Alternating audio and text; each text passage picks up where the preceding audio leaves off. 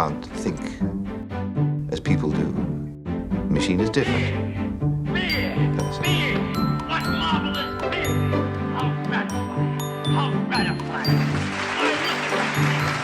What a great movie. I love this movie. I've seen this movie several times and it never disappoints. And to be able to see a great movie like this and then have people to talk with about it afterwards. And you are a group of people who have come to watch this movie on what is probably the nicest Saturday afternoon we've had all year, and so you must be a really wonderful group of people who really appreciate this movie. And I'm very thrilled to be able to talk about this and about psychiatry because I feel like there are psychoanalytic ideas that I use in my practice that are really great for helping me understand my patients and their lives. But I think these ideas actually can really help us understand all of our lives. And so it's exciting to be able to talk about them and sort of describe the rich way that they give us perspective. And Wes Anderson films are just such a great context to illustrate these ideas. In part, it's just kind of the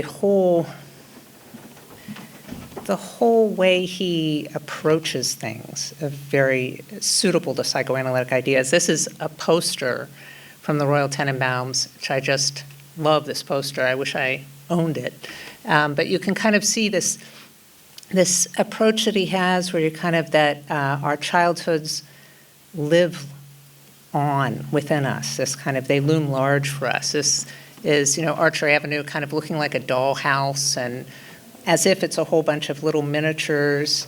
And, the characters in his movies, have a kind of exaggerated sort of fairy tale quality, just as the people from our early lives kind of loom large within us.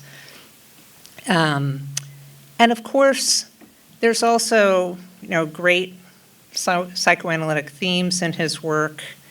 Here again, this is the castle-like home. And this is, Royal reminding Chaz about the BB. I mean, obviously there's Oedipal themes here. The son sues the dad, and the dad shoots the son, is very clearly Oedipal. But I think that a sort of even more special aspect of his movies, which is psychoanalytic, is his whole approach to his characters. There is this attitude that he takes towards his characters that is very sympathetic. That here is just, one example of how Royal is this manipulative, self-interested asshole, in so many ways. But somehow we like him. We like him in this movie, even before his spectacular redemption. And this is the attitude that Wes Anderson has towards all his characters. And this attitude is sort of central to a psychoanalytic approach to ourselves. And that is this kind of acceptance and empathy for all aspects of ourselves, no matter how ugly or silly or tawdry. And he shows this attitude towards his characters. And that's why I really wanted to watch the film first, so that we could kind of absorb some of that tone. He has this, Richie and Margot have this obviously somewhat creepy love for one another, but we actually root for them, and can't help it. And I think that leaves us more sympathetic towards our own forbidden desires that we can't shake. And, we know that Chaz is totally ridiculous as he rushes his family out of their, impressively secure Park Avenue apartment. But we also sympathize with it, that sense of, desperately trying to seek safety in this very capricious world that we live in. And this is one of my favorite scenes. I just love this scene because here is Etheline, the loving, patient caretaker, and so completely missing the point. And, she tells Margot, I think it's unhealthy to sit in a bathtub for 6 hours, with a electronic device so nearby. But she doesn't quite get it that Margot is depressed, and it's just fabulous. These characters aren't heroes or villains, one or the other. They're all very messed up, and they're lovingly portrayed. And so I felt like this tone set by this kind of loving portrayal would be a great opportunity to then talk about narcissism. Not just because there's plenty of narcissism in the film that we can get to, but also because I really want to be able to talk about narcissism as this very useful idea that is, it's not just worthwhile to describe coworkers or politicians that we don't like, although it does serve that way. But it's also something that's a force in our own lives, both for good and for bad, and it can be really enriching, I think, to be able to see it and think about it in different ways. So this is the elephant in the room, of course. Can't really talk about narcissism at this point in time without mentioning Trump, because so many people have called him a narcissist, and because he also plays a narcissist so well. He's the best narcissist, actually. He seems to be grandiose, and he requires excessive admiration, and he's very sensitive to slights, and he seems to be interested in others only to promote his own feelings of superiority. All characteristics we associate with narcissistic personality disorder. But I really want to make the point that I'm not diagnosing him, because it would be unethical for me to do that since I've never actually met him, and psychiatrists are sort of explicitly told not to diagnose public figures for that reason.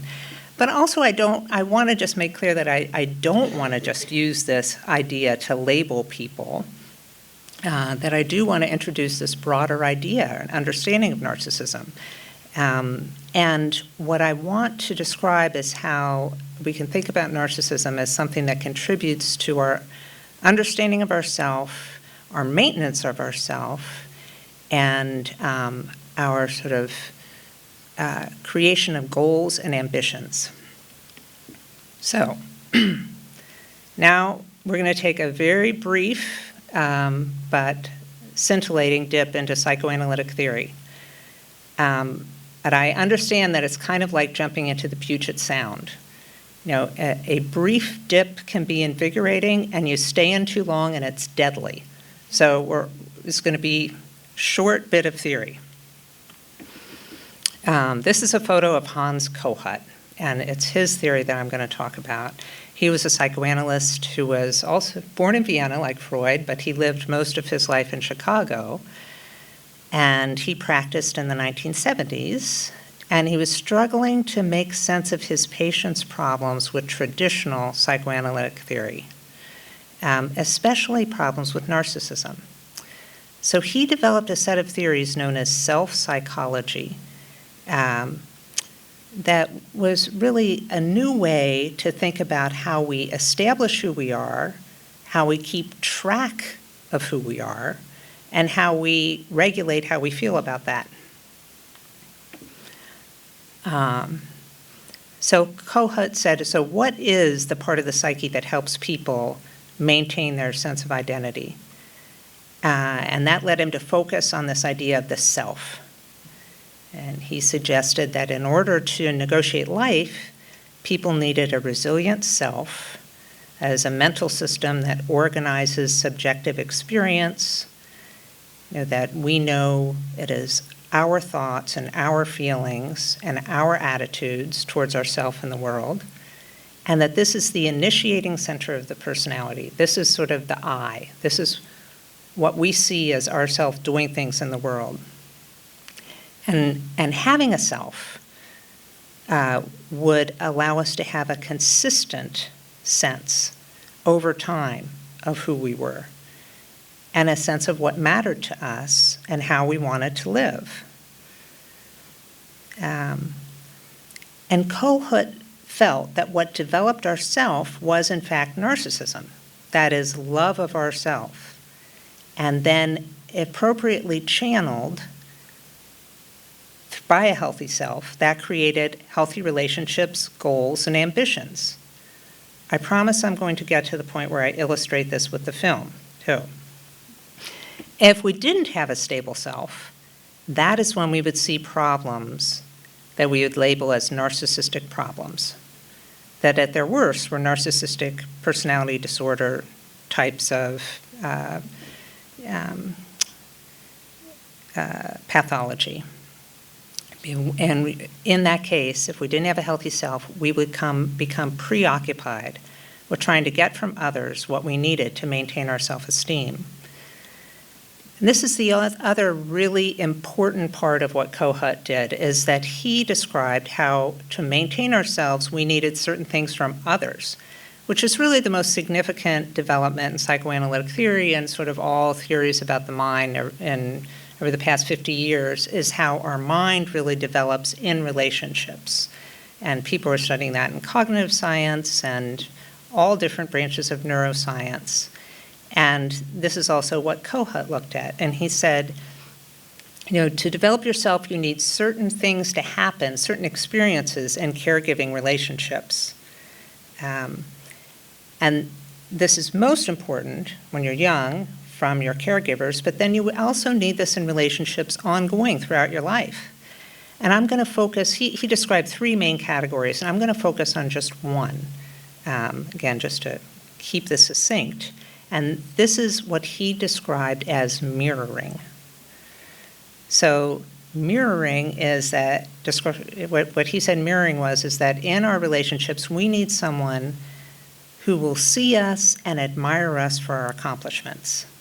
So this is what we see in this woman here, in her face. Her child knows that she is being seen and that her particular endeavor is being recognized by her mother. Her mother knows that the child is just beginning to walk.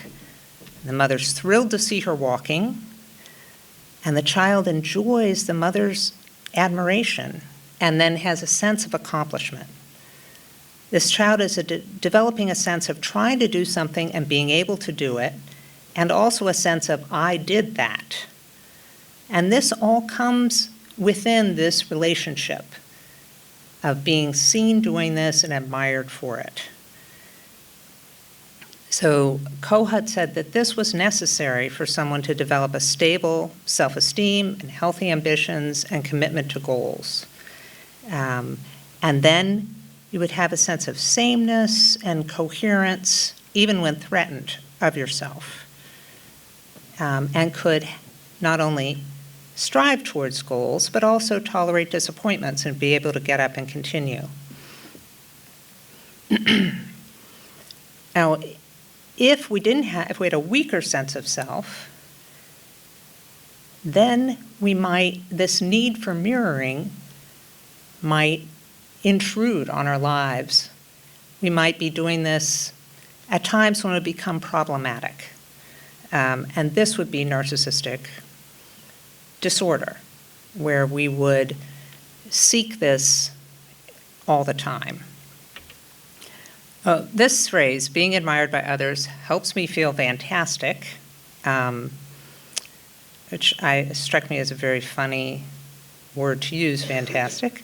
But this is item number 7 on the superiority scale, which is a tool to measure narcissistic traits in people. So you're supposed to score it from 1 to 6, how strongly you agree with this being admired by others helps me feel fantastic. And, we can all enjoy being admired by others. But the point is, if we want it too much or need it too much, then we can start to wear others out, first of all. We're likely to become disappointed. Other people become nothing but sources of admiration, rather than other people. And we can lose track of what we really care about because all we're really seeking is to be admired. We can feel kind of disappointed and washed up. So I think that we can understand these ideas better when we look at the lives of our good friends in the film. And so let's turn to them with these ideas in mind. So this idea of mirroring is so evident throughout the film, but there's all this rich information about it that the characters illustrate. So we're introduced to these characters while they prepare themselves in the mirror. Each one is looking in the mirror, getting ready for their day. It's a simple act we do every day. We look at ourselves and we try to make ourselves into the character that we're going to play out in the world. And we fix our perceived faults. We're trying to make ourselves more acceptable, maybe more admirable.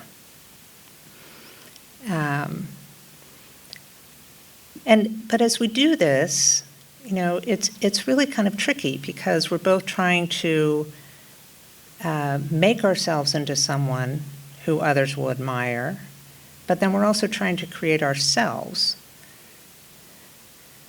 So if we need others to make us feel good about ourselves and we prepare a version of ourselves that we think others will admire, how do we know who we actually are? This idea is sort of played with in the film a lot, as these characters all have, varying degrees of struggle with this idea. All the characters have these costumes that they wear all the time that sort of suggest the self that they want to project. And Richie is always wearing his headband and his glasses, and he's going around and, he is the bomber, and everybody recognizes him as the bomber. Well, he's been wearing, the same outfit for however many years since he stopped playing tennis. And that's clearly very important to him. And Margot wears the fur coat of her genius childhood. Chaz and his family wear their tracksuits. Kind of efficient, and it also easy to find them in a crowd if there were an emergency. But the fact that these are uniforms, that they wear the same thing every day, suggests this kind of desperation to be seen in a certain way.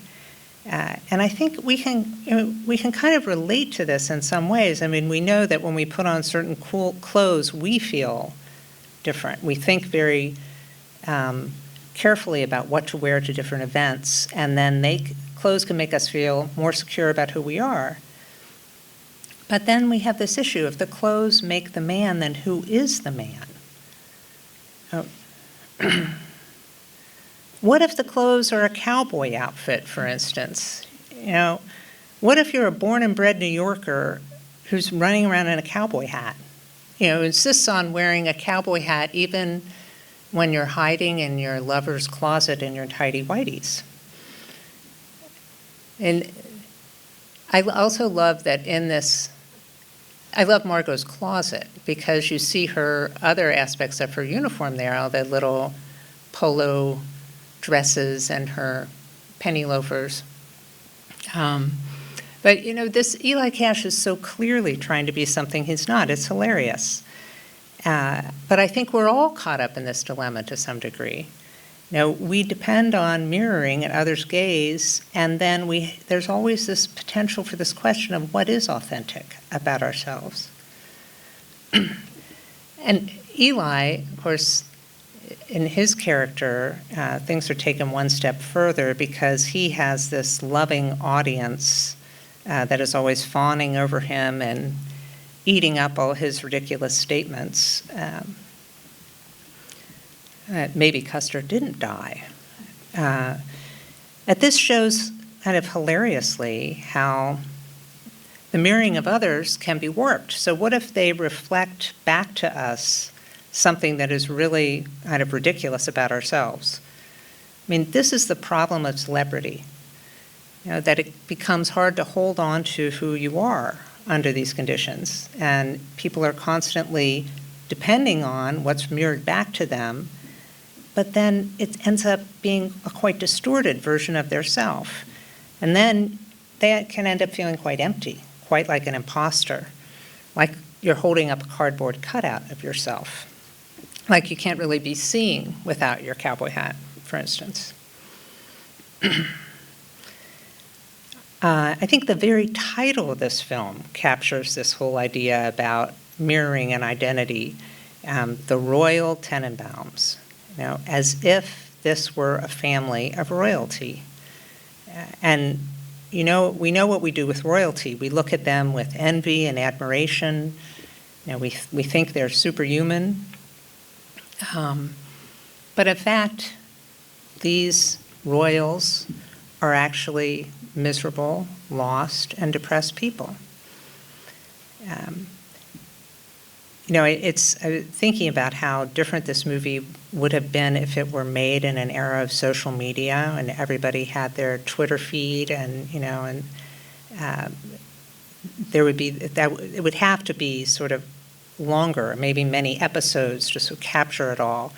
But social media really sort of democratizes this whole process, this idea of being royalty. We kind of can be our own tabloid fodder. We can make ourselves royals. We become our own paparazzi, and we post every aspect of our life, and then we anxiously await the likes so that we can be admired and feel mirrored and like we know who we are. But if we've kind of carefully curated our posts and selected what to show, then instead of becoming more sure of ourselves, we can lose our sense of self, actually. But this is sort of why I chose Royal's comment on the tombstone as the title of this talk, because I feel like it's kind of the ultimate in this establishing yourself and missing yourself. He says, "Hell of a damn grave, wish it were mine." And it's funny because, of course, if it were his grave, he would be dead. But, it contains within it this idea that maybe having people looking at the gravestone and admiring it would make it worth it, even if you were dead.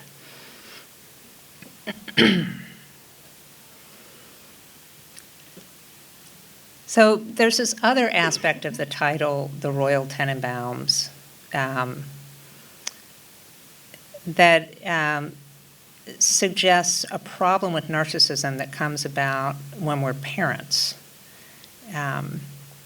So the Royal Tenenbaums kind of suggests that the whole family has become kind of part of royal. And, we can feel that way about our kids, that sort of, if our kids are admired, we can feel better about ourselves. And that's normal, and that's actually, part of the whole mirroring experience. Kids feel good when their parents are proud of them. I mean, that's kind of what Eli Cash is horning in on when he's sending his clippings to Ethel. He wants some of that. He's not getting enough of it. And we see this all over the place, right? There's a very popular bumper sticker, only to be surpassed by the ones that say, my kid beat up your honor student and all these sort of things. But if a parent relies upon this feeling of being admired by their kids too much, then the children can become important only for what they do for the parent. And this happens with Royal and Richie.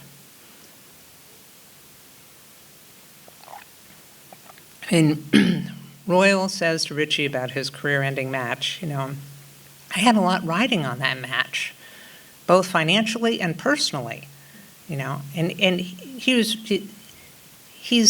explaining this to Richie really as if Richie should be more concerned about how it was for Royal.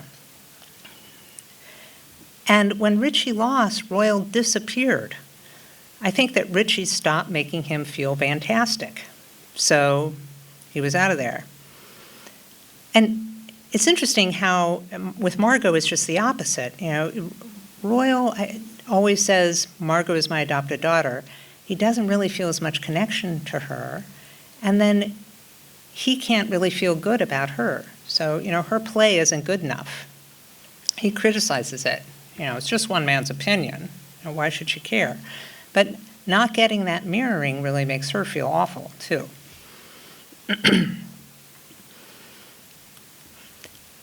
And we also have in this film this sort of lovely depiction of the misery that happens when ambition is closely tied to sense of self, and that sense of self sort of just deteriorates. This is one of Margot's models of her sets. As children, everyone in the family of geniuses was just full of ambition. They were driven beyond their years. And then they had this identity that was tied up in being these little successes. Ambition is this really tricky thing. We have to set goals that we believe in and that will keep us going, but they have to be high enough for us to struggle for them, but not so high that we can't reach them. We have to overcome disappointment. And these kids had it going for a while, and then they just burned out. And they are just this wonderful illustration of how this ambition can just peter out. Margot hasn't finished a play in years. Where is this little girl who, organized her library of plays and practiced her ballet moves? She's just gone. All that animating energy is gone. And Richie, similarly, you have the sense of a lost person. He's not taping his tennis rackets anymore.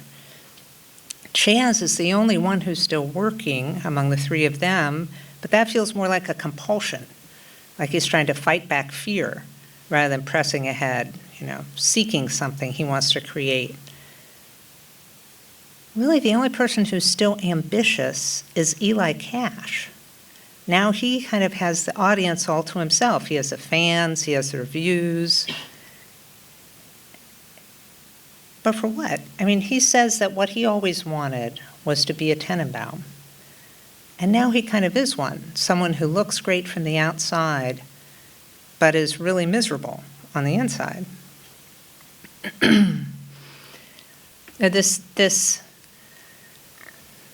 This line, "I always wanted to be a Tenenbaum," comes from one of my favorite moments in the movie. When Royal and Richie go to rescue Eli. Royal has had his fall. He's working as an elevator operator now. And, he's making amends. But he's clearly happy to have a chance to be a hero.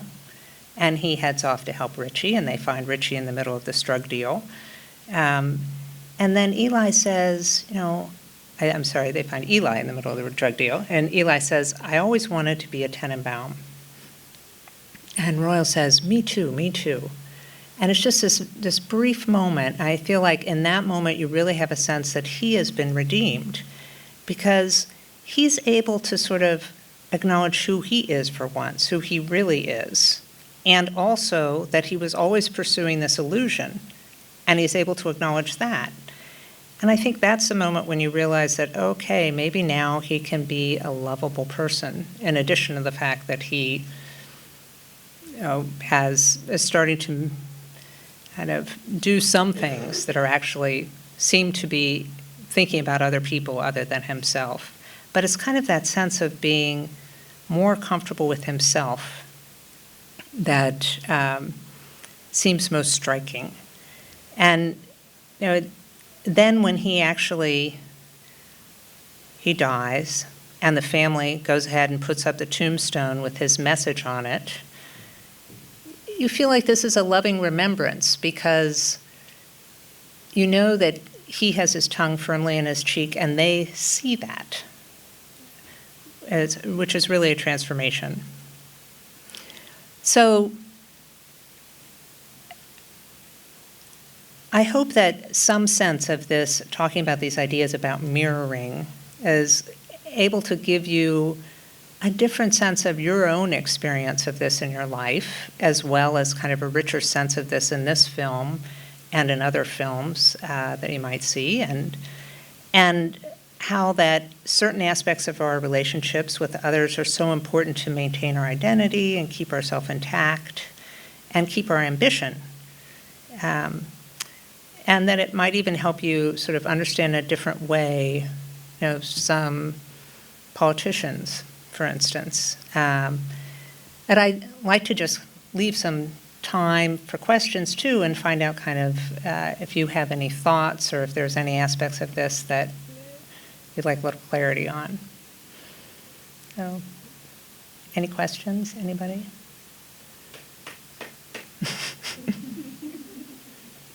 Does mirroring at all play into Margot's secret, keeping of secrets, or even just the concept of being not getting pleasure out of acknowledgement of your achievements? Because I know Yeah, that's a good question. I mean, I think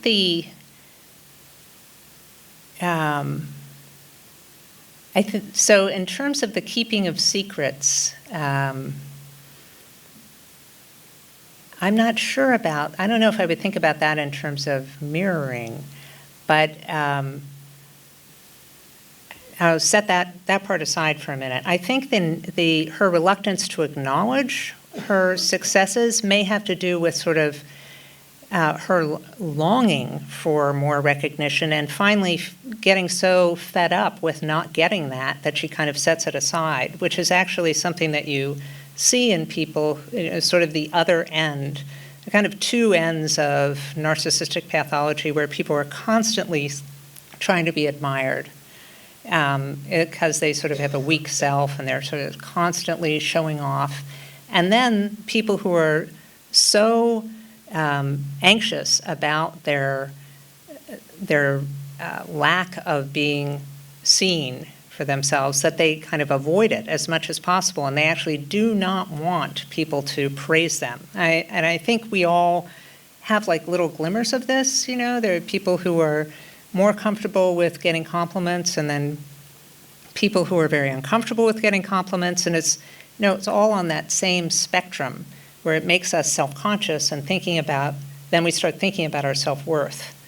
And so the secrecy, I think is sort of one of her ways of kind of maintaining herself, but a little bit different way of maintaining herself, and not so much about mirroring. But I think her avoiding, I'm glad that you mentioned that about sort of avoiding acknowledgement, because that is a very important part of this way that people end up interacting with their own narcissism. What does it mean to diagnose somebody as a narcissist? I think it's kind of a spectrum thing. Well, so most of the time we just kind of think about people's narcissism. We mostly just kind of think, this is an issue of narcissism or an come of self-esteem or an issue of self, which is all kind of wrapped up in narcissism. Rather, isn't that often that you actually come across somebody who has narcissistic personality disorder. That would be someone who is so extremely fragile that they were constantly preoccupied with getting other people to maintain their sense of self. And that is a pretty extreme experience, and people have a really hard time of experiencing relationships where they actually can engage with somebody else because they're so preoccupied in maintaining their self-esteem. So they're competitive all the time. Every time they experience somebody else, they're thinking, at almost not at a conscious level, but also sort of whole hog, and they're unconscious as well, is preoccupied with, is this person better than me? How are they better than me? Then I have to somehow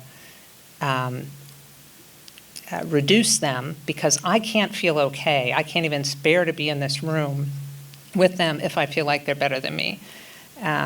So there's a whole list of criteria in DSM-5 that describe how you diagnose narcissistic personality disorder, and they're all focused on that kind of grandiose narcissist.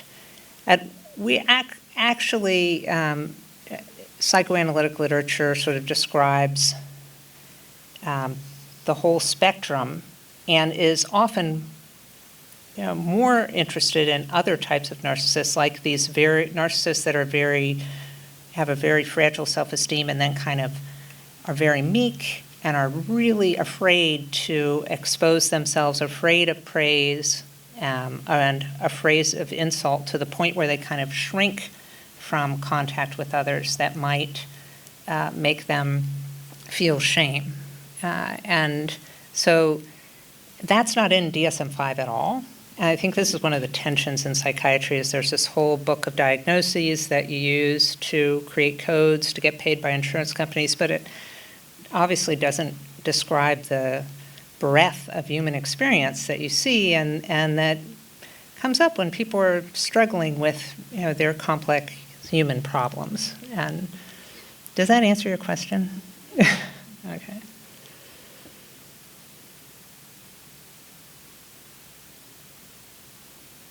Oh, are you asking a question?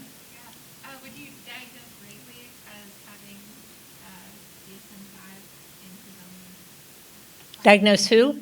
Rayleigh Who? Riley? or Riley? You mean, Riley. You mean Riley St. Clair? Yeah. Oh my gosh. Yeah.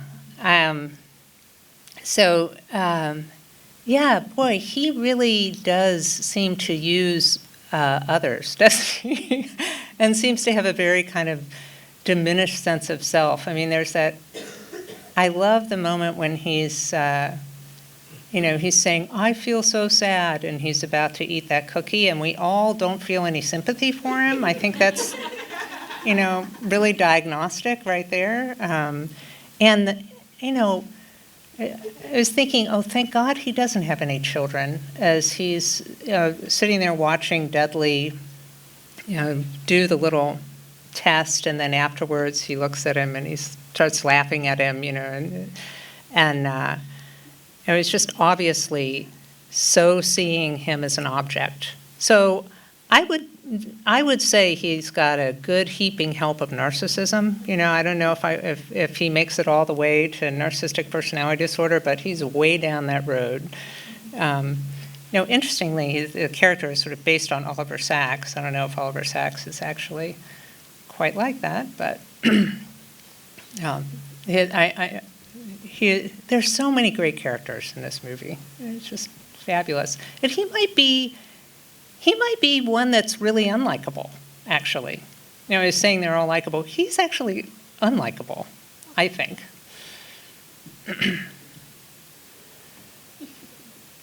Yeah. At the beginning of your lecture, you were mentioning something about how narcissism can also be beneficial to someone. Can you kind of expand on that?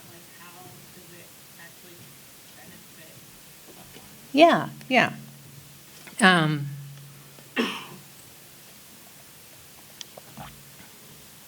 So I think the way that we think about and narcissism as this term kind of is confusing, I think, because you talk about narcissistic personality disorder, and that's sort of a demonstration of narcissism in a pathological way. But narcissism itself, of just our love of ourself, if that's channeled properly, that is absolutely vital for helping us have our sense of who we are, as that's how we get in touch with that sense of who we are, and then it will fuel our ambitions and our love of others. And so, if you think about that child and the mother is really sort of nurturing that child's narcissism. And it's like, you are amazing. Look at you, look at what you're doing. And if that child wasn't able to sort of get excited about their own capacity in that moment, then it would be very hard for them to really be able to kind of formulate this sense of, wow, I tried to do something and I did it. And and I'm interacting with this person who cares about me. All of those things are fueled by the channeling of the child's narcissism. Is that helpful? Yeah, I mean, so I guess, so with that, it kind of sounds, I mean, it's like self-confidence, essentially. Like, are they kind of interchangeable in that? Well, I would say that like narcissism is thought of as sort of this more primitive kind of self-love that develops into self-confidence, and develops, it sort of can become something that maintains our self-esteem. And narcissistic pathology would be when your self is so fragile that you can't kind of continue to love it unless it's perfect. And that would be what happens if you have a insufficient sort of flexibility in the self. That could come from not having, theoretically, this would come from missing certain things in caregiving relationships. And I put in that theoretically, too, because I'm sure that there are, kind of biological constructs that are necessary as well, in addition to these kind of caregiving relationships. That's the problem with psychiatry, is just so far removed from physics. There's never like one factor and another. There's way too many. But does that make a little more sense? Yeah. Yeah, I think the terminology is confusing.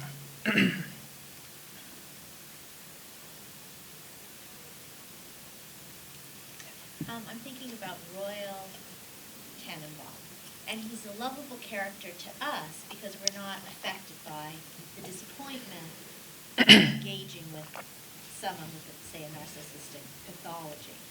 So I'm wondering how if you can speak to his relationship with his children and those around him who are affected by him. How is this just the fiction that they're so forgiving of him, or how would it be, Pagoda, all these characters that just endure him over time? How does that? Yeah. Well, I think Royal is kind of this particularly potent mix of narcissism and sociopathy, and he's also kind of sociopathic. He really doesn't. He's gleefully dishonest, and he also has that amazing charm that sociopaths have, and he'll say anything, to get what he wants. I'm dying. No, I'm not dying. And so I think there's a little bit of both there. And I think that with sociopaths, you actually really do see people respond to them, and can get sort of they can just continue to be charmed and be manipulated for quite a long time before they give up on them. And I think that is an aspect of his personality as well. But, one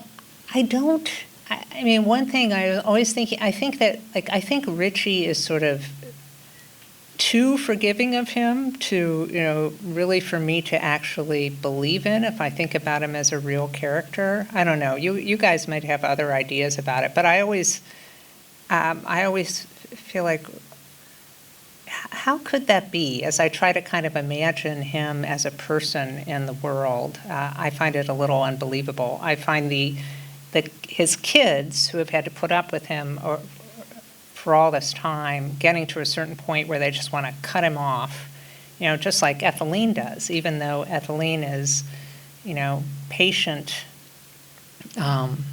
beyond patience, and, sort of really is such a caregiver. That's her whole persona, even to the point where she's kind of a little bit blind quite often, that even she gives up on him. So I kind of would have thought that Richie at some point would have too. I don't know, does anybody else really understand Richie forgiving him all the time? Because Richie was the only one he might have ever been there because he financially gained from Richie's talents. Yeah, Like, maybe. he was the only one that he ever actually engaged. So, with oh, yeah. So he got something different from Royal that kept him going. Right, yeah, because he actually was there at the game. He made money off of Right. his tennis career, probably. Right. Yes, that's probably true. And also, I feel like the other siblings already resented Royal from the beginning Because Richie was the favorite? yeah, Royal would take Richie out, and so those feelings were already there Yeah, you're right. from the beginning. Yeah, that makes a lot of sense. And that Richie would have kind of then continued this relationship, had this long period of a relationship with him until he was so disappointing as to have lost that match. So, yeah, that makes sense. Does that answer your question?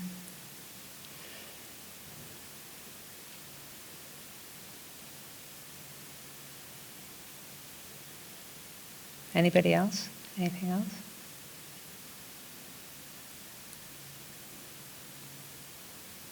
No? Should we go outside into the sun?